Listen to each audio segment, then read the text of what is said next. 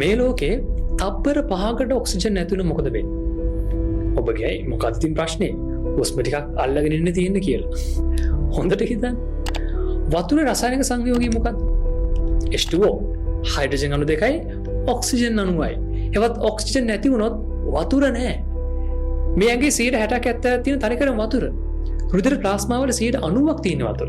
වතුර නැත්නම් රුධිර සංසරණය නතර වෙනවා. ඒවත් කයේ අවයවයන් වලට ඔක්සිජන් ලැබීම නතර වෙනවා. සහ සෛලවම තියෙන වතුර නිසා. වතුර නැත්නම් සෛල විනාශ වෙනවා. ඒවත් තප්පර 5කට ඔක්සිජන් නැති වුණොත් මේ ලෝකයේ සියලුම සත්වයෝ මැරෙනවා. ඒක මේ ලෝකෙට බොහොම නරකට බලපාන. මතක තියාගන්න. ඔබේ ওই හුස්ම හේතු කෝටියක එකතුවක් වුණාට ඔය හුස්ම නැති වෙන්න එක හේතුවක් නැති වුණාම ඇති. නමුත් අපි අද දවසේ මැරෙන්නේ නැති මිනිස්සු වගේ ජීවත් වෙනවා. ඒකේම නෙමෙයි. හිතලා බලන්න.